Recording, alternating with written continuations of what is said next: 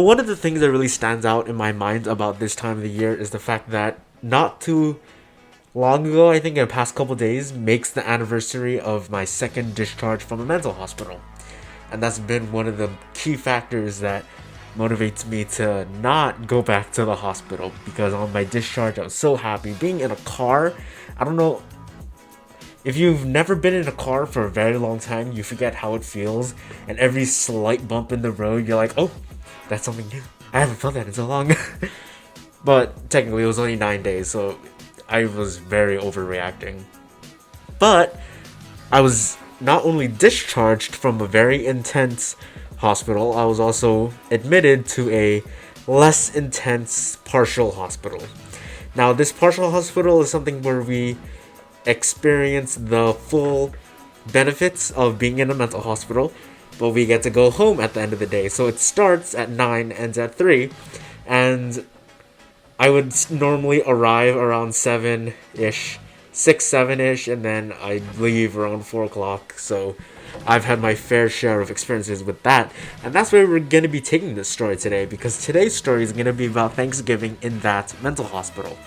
I really realized the fact that me being in my second discharge and my third admission, it's been a very big milestone in my life. Whenever I think about my discharge from my second stay in a mental hospital, it's always filled with these feelings of hate and anger and sadness and generally just overall horrible feelings, because if you ever been in a mental hospital before, guess what? It ain't fun. And I think that for a lot of people, it's not fun. You're in a mental hospital. You're there because you are mentally ill. You experience things in a different way than other people, and that makes you different, but it also makes you more susceptible to the requirement of treatment. And that is a big reason why I went. I was struggling with my psychotic symptoms, and I was sent in. Originally, I was sent in for med change, but they were like, that's not a good enough reason to be admitted. And then I was like, oh yeah, I'm also suicidal, and I'm experiencing intense hallucinations. And they're like, okay, we're gonna admit you, we're gonna take you off your meds, put you on new ones. Oh, and by the way, you might have a seizure. And it's like, how the hell am I supposed to sleep, going through withdrawals, and being told that I'm gonna have a seizure at night? Plus, I'm in a mental hospital, which is a mental hospital, which is a hospital, which is incredibly cold. And the socks that they give you do not warm up. I don't even know. Do they have them on me? No, I don't have them on me right now. But let me tell you, hospital socks do not warm your feet. And the blankets they give you are not even big enough to cover your feet. But anyway, regardless, my third stay in a mental hospital, in this partial mental hospital, was a stay that I like to call the most fun I've had at a mental hospital, because we got to do many things that we didn't get to do in the intensive care unit, hospital thingy, whatever.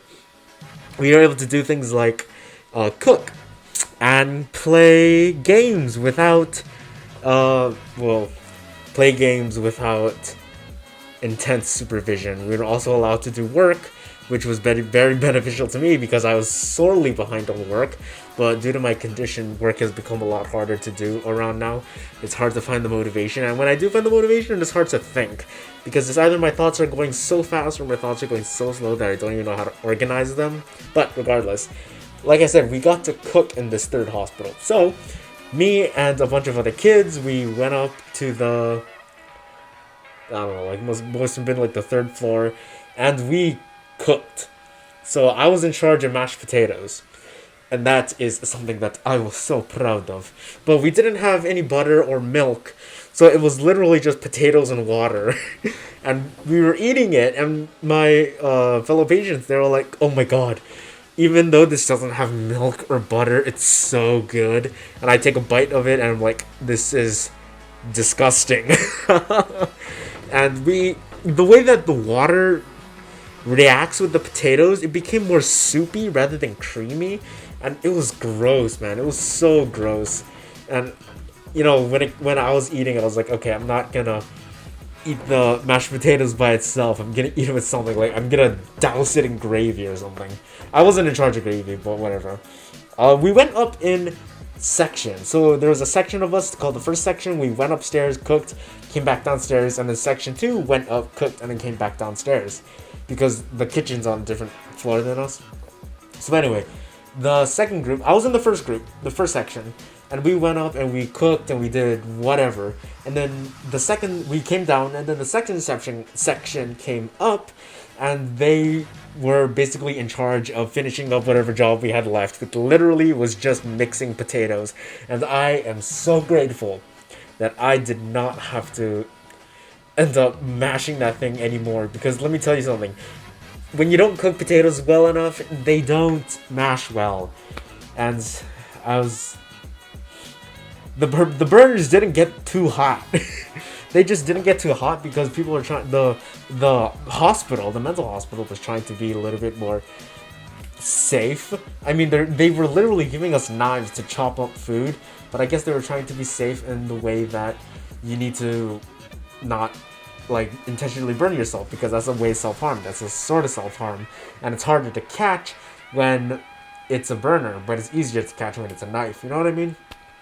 Anyway, so the burners weren't hot enough, so mashing the potatoes was really bad. We didn't have a ricer. We had to use this actual spoon and try to mash up the potatoes, and it was just potatoes and water, and it was gross. And one of the other patients, he's a cook. Well, he comes from a family of cooks, so he knows how to cook. But I'm not gonna say he's a cook because he's not old enough to have a job. At least I think so.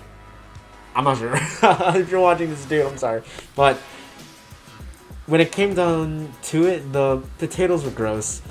The turkey was boiled, which I have.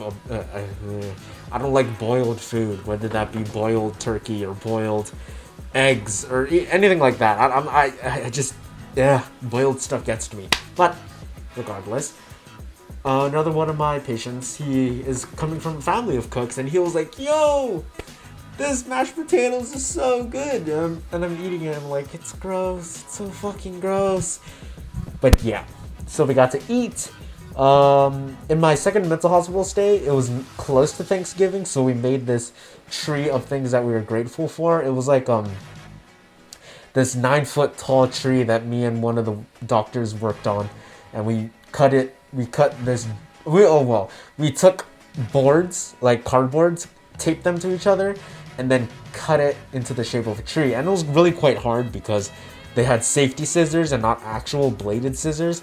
So imagine cutting cardboard with safety scissors. It's not fun, and it's not really effective. So that was my Thanksgiving at a mental hospital. I know that there was some construction going on outside, even though it's the middle of the night, and I'm sorry about that. But anyway, if you're in an emergency, I have emergency links down below if you want to talk to me. My DMs are always open. I hope you all enjoy this. I hope you all have a good day or night, wherever you are, wherever you be, wherever you are. And as always, ahui ho, malamo poro.